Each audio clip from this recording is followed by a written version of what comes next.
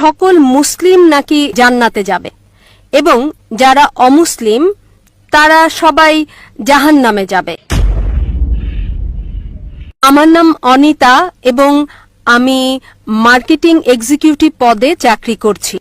আমি জানতে চাই যে আমি আমার এক মুসলিম বন্ধুর কাছ থেকে শুনেছি যে শেষ পর্যন্ত সকল মুসলিম নাকি জান্নাতে যাবে এবং যারা অমুসলিম তারা সবাই জাহান্নামে যাবে। তো আমি এই বিষয়ের ব্যাখ্যা জানতে চাচ্ছি। আমি জানতাম যে প্রত্যেকের চূড়ান্ত যে ফয়সালা হয় তা নিজের কর্মের ওপর হয়। তো আমি এই বিষয় সম্পর্কে সঠিক ব্যাখ্যা চাই যে সকল মুসলিম জান্নাতে যাবে এবং অমুসলিম যাবে জাহান্নামে। যদি সবাই তারা ভালো কাজ করে, যদি অমুসলিম ভালো কাজ করে, তাহলে কেন তারা জাহান্নামে যাবে? বোন সুন্দর প্রশ্ন করেছেন যে ওনার এক বান্ধবী বলেছেন যে যারা মুসলমান তারা আখিরাতে জান্নাতে যাবে, অমুসলিমরা যাবে দোজখে। মুসলিম মানে সে যে শান্তি অর্জন করে আল্লাহ সুবহানাহু ওয়া তাআলার নিয়ম অনুযায়ী চলে, কোরআন ও হাদিসের অনুসরণ করে, তাকে বলে সঠিক মুসলিম। এটা একেবারে সঠিক যে কর্মগতভাবে যে সঠিক মুসলমান সে ইনশাল্লাহ জান্নাতে যাবে। কিন্তু আপনার প্রশ্ন হচ্ছে যে অমুসলিম ভালো কাজ করে সে কেন জান্নাতে যাবে না?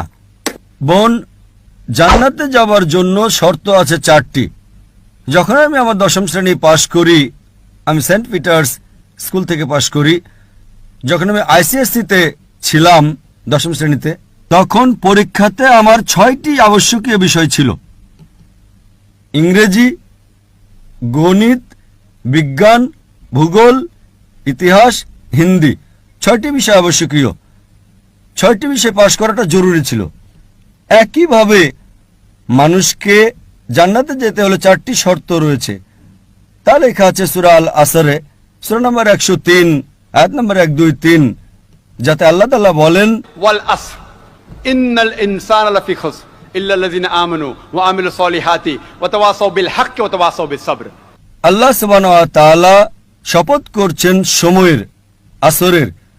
নিশ্চয়ই মানুষ ক্ষতিগ্রস্ত, শুধু তারা যারা 4টি বিষয়ে সাফল্য লাভ করে তারা ক্ষতিগ্রস্ত নয়। আর সে 4টি বিষয়: ঈমান, নেক আমল, মানুষকে সত্যের উপদেশ দেওয়া ও ধৈর্যের উপদেশ দেওয়া। যেভাবে আমাকে 10ম শ্রেণী পাশ করার জন্য 6টি বিষয় পাশ করাটা ঠিক জরুরি ছিল। যেমন ধরেন, যদি আমি অঙ্ক, ইংরেজি, ইতিহাস, ভূগোল, বিজ্ঞানে 99% নাম্বার পাই, 99%,